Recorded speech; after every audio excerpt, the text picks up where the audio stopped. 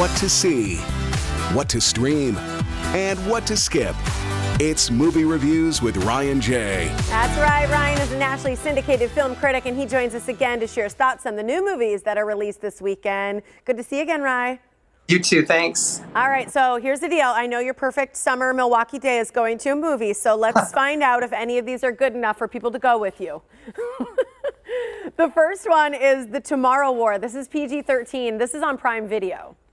This is the movie of the weekend. I mean, this is the big, epic summer blockbuster, the typical 4th of July release, and this is one of the greatest I've ever seen for this weekend. It is so big. The visuals are incredible. It's almost like next level Christopher Nolan level effects. Just incredible. So I was obsessed with this movie, and I want everybody to see it. Ooh, this sounds like one you know I would love. So who's in this?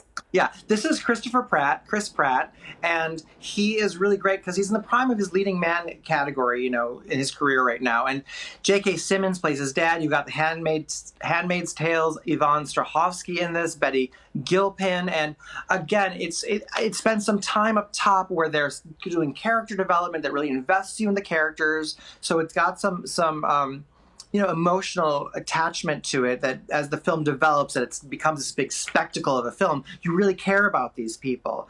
But we have to talk about the aliens because they're so scary. I mean, I know you would shy away from anything that's scary. This is not a horror film. It's not a scary film. But the aliens, the effects on these aliens in this movie are unlike anything I've seen. It's like how, the dinosaurs in Jurassic Park are scary. Right. Yes. When it came out, right? Yeah, these aliens could give me nightmares. I mean, but I don't know if I've ever described a movie ever before in my life of edge of your seat. I can't have meant it because this movie redefines edge of your seat nail biter. Unfortunately, you can't see it in theaters, but it's streaming now on Amazon Prime Video. So definitely stream it. It's just outstanding. This movie looks like every single thing I love in a movie. So I'm so excited. I'm going to watch that this weekend for sure. You love it. All right. Love it. Your next one is Zola. This is rated R in theaters. We teased this a little bit earlier.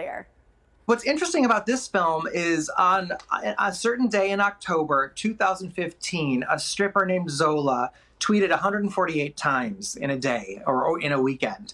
And it was so fascinating. One of those, she was having one of those experiences you can't write this up. It's too good to be true, too true to be crazy, whatever. And they optioned her life story and turned it into this film. It won lots of awards at film festivals. And I was so excited. I was going to watch it with my mom. I was like, Mom, I got this new movie. It sounds pretty cool. Let's watch it. I am so glad I did not watch this movie with my mother. It is so racy. It is so full frontal. It is so in your face. And it was like, I was blushing. I was watching it alone. I was clutching my pearls. I am not a prude. You know what I mean? But this movie is intense. I love that description. That's fantastic. Don't say it with your parents, but who is in it? Who are the cast members? These girls are phenomenal. These women are phenomenal. But then you've got Coleman Domingo from HBO's Euphoria, Ma Rainey's Black Bottom, Broadway. You also have Nicholas Braun from HBO's Succession in this. It's a really outstanding cast. Woo! Is it suspenseful? What's the feel?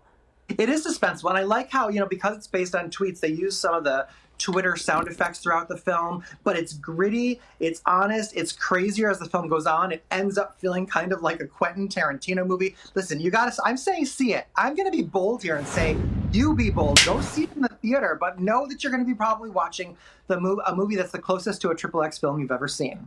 Okay, that is a great review. I love it. Okay, fantastic. So that one's in theaters. The next one a lot of people are looking forward to on the other end of the spectrum. This is The Boss Baby, family business, PG, in theaters, and on Peacock. Yes, and this is, the animated fantasy adventure. And The Boss Baby.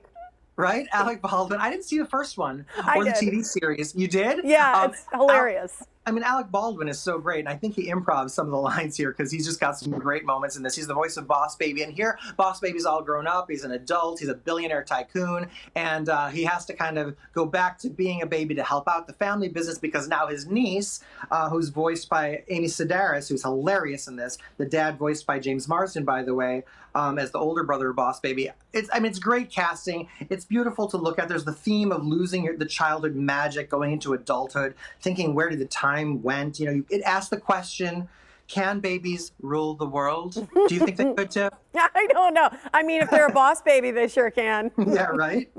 I mean, this is so cute. I got to tell you, the first one, anybody who's seen it, I think they loved it, whether they're a kid or an adult. You're both laughing at things. Sometimes kids were laughing at things they didn't understand why they were funny, which makes it even funnier. So do you think this one, too, is for all ages?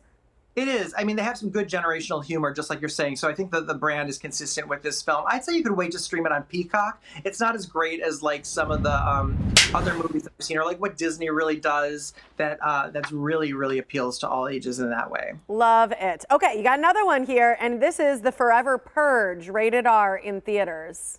And I feel like this franchise is really tired. It has worn out its welcome. You know, I mean, I appreciate the fact that they try to take the slasher genre and come up with something new aside from just kids lost in the woods in a cabin, you know? Right. But I just feel like after the last year that we just had, to have such a politically charged film about mass murder come out, it didn't sit well with me. It wasn't comfortable. Okay, so it is politically charged. That's good to know. I didn't realize that. Yeah, it's about basically like their whole MO is purging is patriotic, and they want to purge the nation of, you know, they want to purify America and cleanse the nation of foreigners, and like that's just, you know, I just don't feel like that's working right now, especially after the years that we're just coming out of, you know what I mean? And so I struggled to pay attention. It really didn't hold my attention. I was like looking at my phone sometimes and struggling to put it down, and wanted to fall asleep. I wasn't into it. I'd say you could skip it. I really think that, you know, it should end the franchise. This. All right. It sounds a little tactless, if you ask me. Yeah. Okay. Those are good ones, beside that last one. Yeah. But really great movies this weekend. Yeah, some great options, and definitely check out the Tomorrow War. You'll love it. Yeah, I will. And it's going to be so hot, people might want to stay in and watch a movie. So that's exciting. Well, thank you, Ryan.